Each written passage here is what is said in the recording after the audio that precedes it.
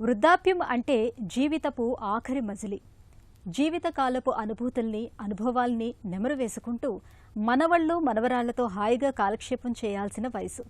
అయితే ఎంతమంది పెద్దలకు మలి వయసులో ఇలాంటి జీవనం దక్కుతోంది?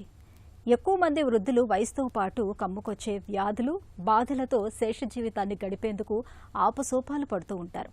కీళ్ల నొప్పులు, మోకాళ్ల నొప్పులు, బీపీలు, షుగర్లు, గుండె జబ్బులు, క్యాన్సర్లతో సతమతమవుతూ ఉంటారు. అయితే ఇవేమీ అధిగమించలేని సమస్యలేమీ కాదు. వయసులో ఉన్నప్పటి నుంచి ఆరోగ్యకరమైన జీవన సరళిని అలవర్చుకుంటే చాలు. మలి వయసు జీవనానికి జీవిత బీమా చేసుకున్నట్లే. వృద్ధాప్యంలో జీవనం ఆరోగ్యకరంగా ఉండేందుకు ఏం చేయాలో ఇప్పుడు తెలుసుకుందాం.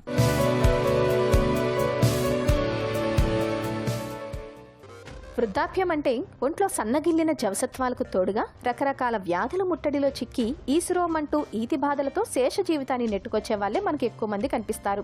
నిజానికి జీవితపు ఆఖరి మజిలీని దృష్టిలో ఉంచుకొని నడివయసు నుంచి అయినా సరే కాస్తంత మేలుకొని ఆరోగ్యపరమైన జీవన శైలికి మళ్లితే వృద్ధాప్యంలో హాయిగా గడపచ్చు.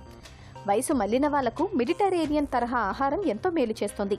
దీనిలో శాకాహారం, ఆలివ్ నూనె, సముద్ర ఆహారాలు ఎక్కువగా ఉంటాయి. అలాగే పాల ఉత్పత్తులు, చేప, కోడి వంటివి కూడా ఉంటాయి.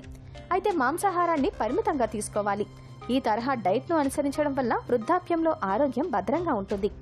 పసుపులోని కర్క్యుమిన్, క్యాబేజీలోని క్వెర్సిటిన్, డార్క్ చాక్లెట్, కొన్ని రకాల బెర్రీలకు వయసును నిరోధించే గుణం ఉంది. ఇవి ఫ్రీ రాడికల్స్ వల్ల జరిగే నష్టాన్ని ఆపడమే కాదు, వయసును పెంచే కారకాలను నియంత్రిస్తాయి.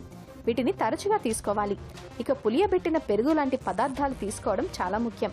దీనివల్ల పొట్ట ఆరోగ్యం మెరుగ్గా ఉంటుంది. రోగ నిరోధక శక్తి కూడా పెరుగుతుంది. తరచూ ఉపవాసం ఉండటం, మితంగా తినడం మేలు చేస్తాయి. దీనివల్ల లిథోకాలిక్ అనే యాసిడ్ విడుదలవుతుంది. పొట్టలో ఉండే బ్యాక్టీరియా దీన్ని విడుదల చేస్తుంది. ఇది కెలోరీల వినియోగాన్ని తగ్గించేందుకు సహాయపడుతుంది. యూనివర్సిటీ ఆఫ్ కోపెన్హగెన్, యూనివర్సిటీ ఆఫ్ మాంట్రియల్కు చెందిన పరిశోధకులు 30 ఏళ్ల పాటు మధ్య వయస్కుల ఆహారపు అలవాట్లను గమనించారు. పండ్లు, కూరగాయలు, ధాన్యం, పప్పులు, నట్స్ లాంటివి రోజువారీ ఆహారంలో తీసుకున్న వాళ్ళు వయసు పెరిగినా ఆరోగ్యవంతమైన జీవితాన్ని గడుపుతున్నారని దీనిలో తేలింది. అంటే నడి వయసులో ఏం తింటున్నామన్నది ముఖ్యమన్నమాట.